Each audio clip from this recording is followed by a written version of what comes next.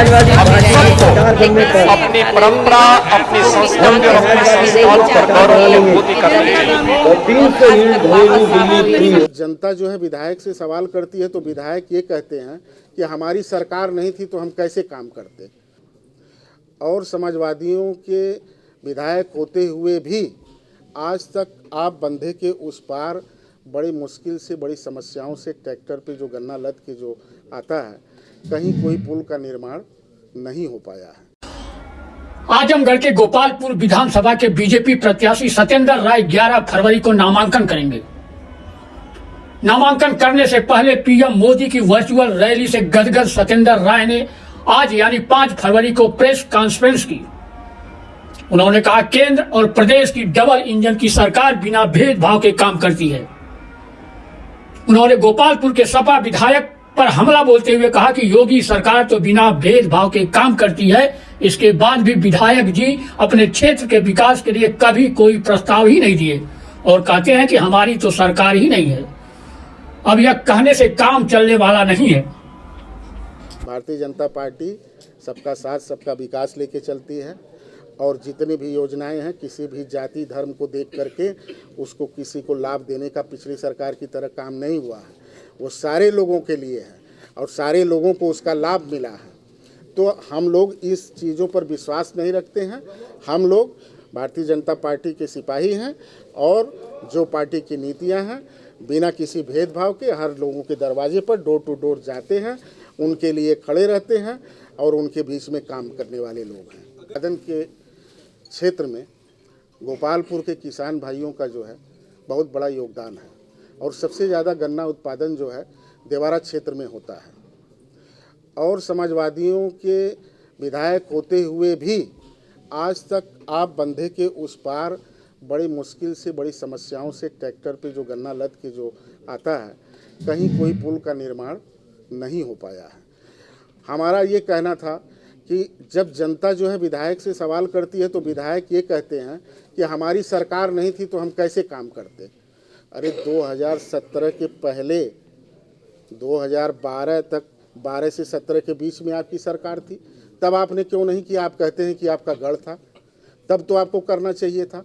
चलिए उसको भी मान लेते हैं, आपको प्रस्ताव देना चाहिए था, जबकि आप सब लोग जानते हैं, सारे हमारे मीडिया के बंधु जानते हैं कि योगी सरकार ने बिना भेदभाव के आजमगढ़ में हमारे विधायक नहीं रहे, सिर्फ मात्र एक विधायक होने के बावजूद महाराजा सुहेलदेव के नाम से विश्वविद्यालय दिया उन्होंने, मंदुरी पर एयरपोर्ट दिया उन्होंने, एक्सप्रेस वे दिया उन्होंने। तो आजमगढ़ के लिए सरकार वैसे भी जो है कहीं भी, जैसा भाजपा का नारा होता है सबका साथ सबका विकास, ऐसा नहीं था कि हमारे विधायक नहीं थे तो मुख्यमंत्री जी ने आजमगढ़ की तरफ ध्यान नहीं दिया। जितना ध्यान दिया उतना आज तक समाजवादियों ने कभी भी ध्यान नहीं दिया। और वहाँ पुलों का निर्माण, और जो एक सबसे बड़ी समस्या है तहसील की समस्या है, परशुरामपुर में अगर तहसील का निर्माण होता है तो जो देवारा क्षेत्र से लगा के और सुदूर कप्तानगंज तक के लोग जो हैं आपके सगड़ी तहसील को जो है जाते हैं, उनको काफ़ी लाभ होगा और सुविधा होगी। वह हम लोग आगे आने वाले समय में अपने बड़े नेताओं को अवगत कराएंगे और निश्चित तौर पे जिस तरह से भारतीय जनता पार्टी जो है काम करती है वहाँ पर सारी समस्याओं का जो है निराकरण होगा। बाढ़ देखिए एक दैवीय आपदा होती है जो हर साल आती है और हर साल जाती है। जो निचला इलाका होता है वहाँ पानी आना स्वाभाविक है, लेकिन उसके बावजूद अगर वहाँ बच्चियों के लिए विद्यालय होगा, डिग्री कॉलेज होगा, पुल होगा, तो कहीं से कोई समस्या भविष्य में नहीं आएगी। वो लोग सीधे से जो है चारों तरफ से कनेक्टिविटी से जो है जुड़े रहेंगे। अच्छी कनेक्टिविटी देना सरकार का काम होता है, स्थानीय जनप्रतिनिधि का काम होता है। स्थानीय जनप्रतिनिधि अगर सरकार में है तब भी, नहीं है तब भी, उसका नैतिक जिम्मेदारी, उसकी नैतिक जिम्मेदारी होती है कि इन समस्याओं को आपने इसका जो है पत्रक दिया होता है ना। मुख्यमंत्री जी तो बैठे हैं, विपक्ष का भी पत्रक लेते हैं तो उनके संज्ञान में आया होता, आप समस्याओं को ले जा करके वहाँ तक पहुँचाने का तो कार्य किए होते, आप गए ही नहीं। अब आप बोलते हैं चुनाव के टाइम में कोई भी विधायक कि हमारी तो सरकार ही नहीं थी। तो जनता सब जान चुकी है, जनता को बताने की ज़रूरत नहीं है। क्यों? क्योंकि डबल इंजन की सरकार जो है डबल काम कर रही है। एक बार योगी जी राशन देते हैं मुफ्त में, कोविड के महामारी ऐसे दौर में, और एक बार मोदी जी देते हैं। महीने में 2 बार मुफ्त राशन दिया जाता है।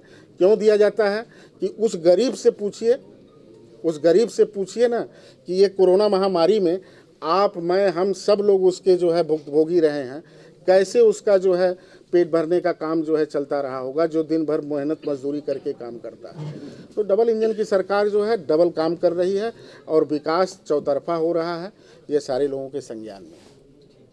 जिनके तक अब तक मैं नहीं पहुंच पाया हूं, उनके यहाँ भी मैं पहुंचूंगा और हर हाल में हम लोग पहुंचने का कार्य कर रहे हैं।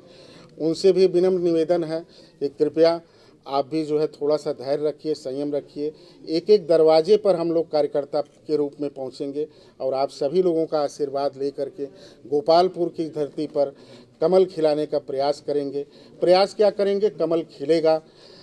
और मेरा एक नारा है नौजवान साथियों को जो गोपालपुर की धरती पे बदलाव चाहते हैं कि गोपालपुर के नील गगन में केसरिया लहराएगा, केसरिया लहराएगा, ये इस बार ज़रूर होगा।